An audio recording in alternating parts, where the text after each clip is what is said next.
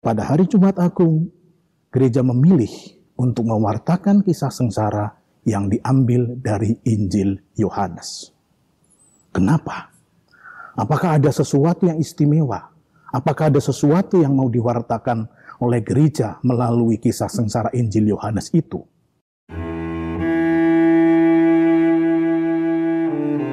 Saudara-saudara yang dikasihi dan mengasihi Tuhan, salam dan berkah dalam. Kita semua pada saat ini bersama-sama sedang mempersiapkan hari Jumat Agung, hari wafat Tuhan yang tahun ini kita rayakan secara istimewa. Mengapa istimewa?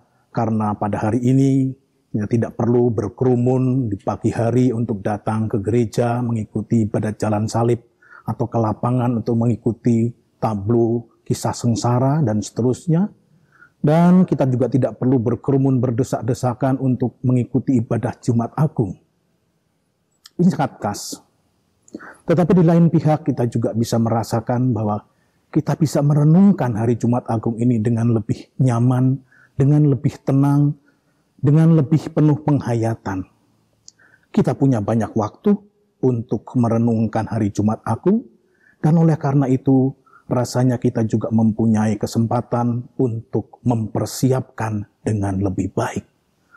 Oleh karena itu, saya mengusulkan kepada saudara-saudara untuk sebelum atau sebagai persiapan kita membaca dulu teks kisah sengsara yang akan diwartakan pada hari Jumat Agung.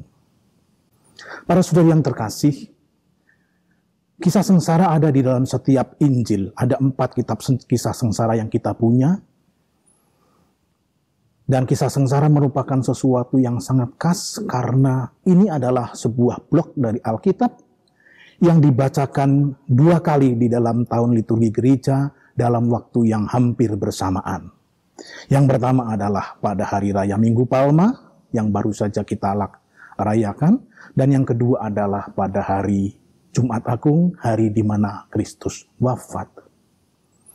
Kita tahu bahwa di dalam Minggu Palma dibacakan kisah sengsara yang diambil dari Injil-Injil sinoptik. Matius, Markus, Lukas, sehingga setiap tahun berganti-ganti.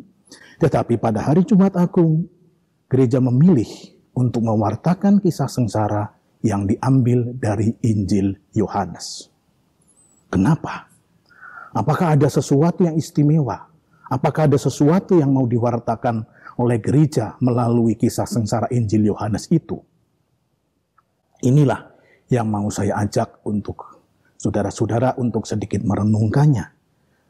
Dan kita dapat menemukan keistimewaan itu kalau kita membaca secara teliti, secara tenang kisah sengsara Injil Yohanes yang diwartakan pada hari raya Jumat Agung, yaitu Yohanes pasal 18 dan 19.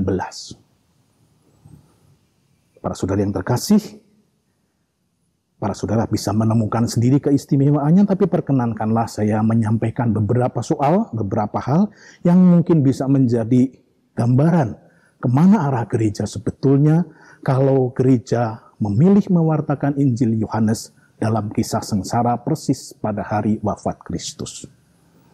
Sekurang-kurangnya ada 3 hal.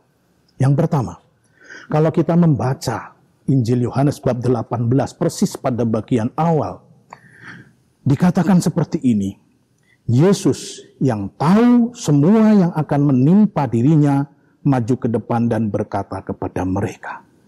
Dikatakan bahwa Yesus tahu semua yang akan menimpa dirinya. Apa artinya? Artinya bahwa segala sesuatu yang akan terjadi mulai dari Taman Getsemani sampai dengan Bukit Golgota, sebetulnya itu sudah berada di dalam kendali Tuhan sendiri. Yesus sudah tahu apa yang akan terjadi. Di tempat lain Tuhan mengatakan bahwa tidak ada seorang pun yang dapat mengambil nyawanya dari aku kalau aku tidak memberikan menurut kehendakku sendiri. Aku berkuasa memberikan dan berkuasa mengambilnya kembali. Kematian Yesus adalah karena Yesus rela memberikan nyawanya. Bahkan cara kematiannya pun sudah ia tentukan. Apabila aku ditinggikan dari bumi, aku akan menarik semua orang datang kepadaku. Ini dikatakannya untuk menyatakan bagaimana caranya ia akan mati. Maka para saudara yang terkasih, kisah sengsara menurut Yohanes sebetulnya adalah sebuah kisah di mana Allah sendiri yang menjadi sutradaranya. Yang lain-lain sebetulnya hanya pion. Ini adalah bagaimana karya Allah, misteri penyelamatan diwujudkan oleh Allah sendiri dalam diri Yesus Kristus. Nanti kita akan melihat bagaimana ini diimplikasikan di dalam beberapa teks. Yang pertama adalah itu. Kisah sengsara menurut Yohanes adalah Allah sendiri yang menjadi sutradaranya. Allah yang mengatur, Tuhan Yesus yang mengatur segala sesuatunya dari awal sampai akhir. Yang kedua, kita bisa melihat tokoh yang senantiasa terlibat di dalam kisah sengsara. Kita hafal kisah sengsara itu melibatkan banyak tokoh, ada dua yang terkenal dan kita mau sebut sekarang. Yang pertama adalah Yudas Iskariot. Yudas terkenal karena dia yang menyerahkan Tuhan. Tetapi yang kedua adalah dia adalah orang yang mencium Tuhan untuk menyerahkan Tuhan. Kalau saudara-saudara sempat ke Roma, di seberang Basilika Santo Yohanes Lateran, ada sebuah gereja yang namanya Scala Santa, tangga suci, dan di bawah lantai pertama ada dua patung. Yang pertama adalah patung Yesus dengan Pilatus, dan yang kedua yang mau saya sebut adalah patung Yesus yang dicium oleh Yudas. Coba cari di dalam kisah sengsara Injil Yohanes, apakah kisah itu ada? Di dalam Injil Yohanes, kisah itu tidak ada. Tidak ada kisah ciuman Yudas dalam kisah Injil Yohanes. Karena apa? Ciuman Yudas sebetulnya mau mengungkapkan rencana Yudas. Yudas mengatakan kepada prajurit-prajurit yang datang, orang yang akan kucium, dialah, tangkaplah. Dengan demikian menurut rencana Yudas mencium untuk menunjukkan siapa yang boleh ditangkap. Tapi itu rencana Yudas, itu rencana manusia. Menurut Injil Yohanes yang berlaku adalah rencana Allah. Maka kisah Yudas mencium Yesus ditiadakan. Dan lagi kita bisa berpikir, bagaimana orang semulia Yesus dicium oleh seorang murid yang akhirnya mengkhianati gurunya. Tidak pantas. Maka kisah ini pun dihilangkan oleh Injil Yohanes. Kemudian yang lain lagi, tokoh yang lain lagi, yang mungkin menjadi latar belakang gambar di belakang saya, kisah perhentian kelima dalam jalan salib, Simon dari Kirene yang memikul salib Tuhan atau membantu Tuhan.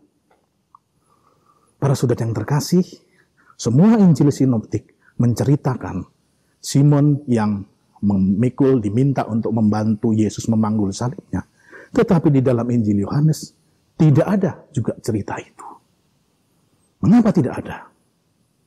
Kita bisa membayangkan bahwa Yohanes mau menampilkan Yesus sebagai seorang yang berwibawa, seorang yang bermartabat, seorang yang mempunyai mutu ilahi.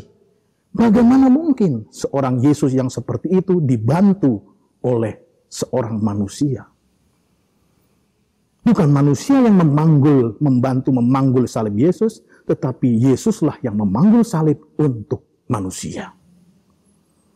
Para saudara yang terkasih, saya kira 3 poin ini menunjukkan kepada kita arah apa yang mau disampaikan oleh gereja dengan mengambil warta kisah sengsara menurut Injil Yohanes.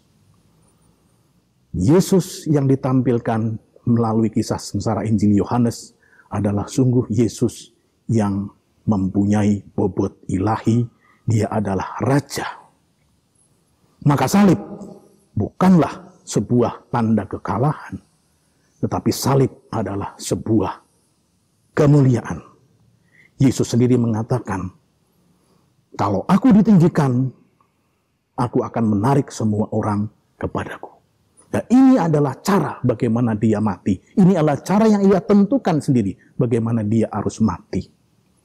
Sebetulnya, kalau Yesus dituduh menghujat, maka hukuman menurut Taurat, hukum Yahudi adalah dirajam. Tetapi saudara-saudara yang terkasih, kalau Yesus dirajam, berarti tubuhnya tercampak hancur di bumi. Tetapi tidak demikian yang direncanakan Tuhan. hukuman mati salib di mana dia mati antara langit dan bumi, menempatkan dia ditinggikan dalam arti yang sesungguhnya, dan dalam arti itu pula Yesus yang dimuliakan. Salib adalah sebuah pemuliaan. Salib sebuah peninggian, tetapi mempunyai makna pemuliaan. Dan persis inilah saya kira yang mau diwartakan oleh Injil Yohanes. Dan persis inilah yang mau diambil oleh gereja dengan memilih Injil Yohanes sebagai teks yang diwartakan pada hari Jumat Agung, pada hari persis di mana Yesus wafat. Maka pada hari Jumat Agung, kita menghormati Yesus, bukan meratapi sebagai seorang yang kalah, tapi menghormati, terpesona terhadap karya Allah dan kejeniusan Allah yang memilih salib sebagai sarana menuju keselamatan. Sebagai sarana untuk mencapai kemuliaan. Maka tidak mengherankan di dalam himne kuno ada yang dikatakan Ave Crux Unica. Salam hai salib, satu-satunya pengharapan.